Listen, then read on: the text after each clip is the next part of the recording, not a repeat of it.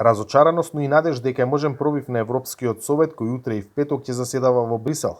Такви се впечатоците на државниот врв по одлуката на министрите на земјите членки, прашањето за датум за преговори со Северна Македонија да им биде препуштено на шефовите на држави и влади.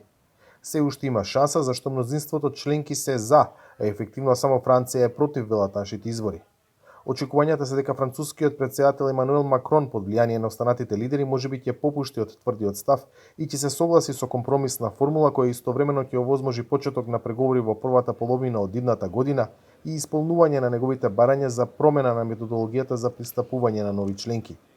На министерскиот состанок во Луксембург не само што не помина предлогот на финското претседателство за датум и за Македонија и за Албанија, на што се спротивставиле неколку земји, најмногу Франција, туку не помина ниту обидот за така наречено раздвојување на двете земји, што би значило одлука само за Скопје, а не и за Тирана.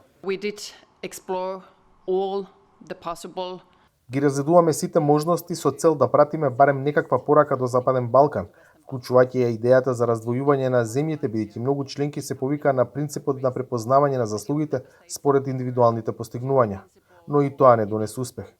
Единствено што можевме да заклучиме дека Европскиот совет ќе се наврати на тоа прашање.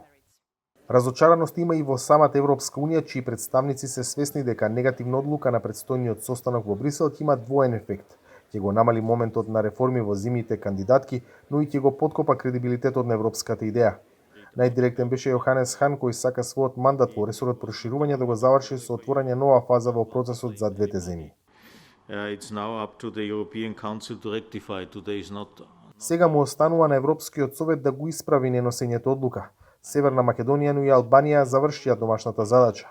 Презедоа тешки реформи кои веројатно во најголем дел од нашите земји не се можни. И затоа верувам дека го заслужија тоа. Особено луѓето таму, граѓаните.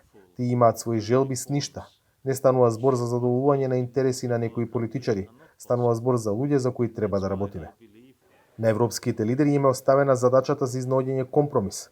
Оптимистичката варијанта би значила дека Македонија би почнала преговори во 2020-та. Песимистичката дека одлука ќе нема овој октомври, туку дека прашањето ќе се разгледува понатаму. За Гласот на Америка, Владимир Мирчевски.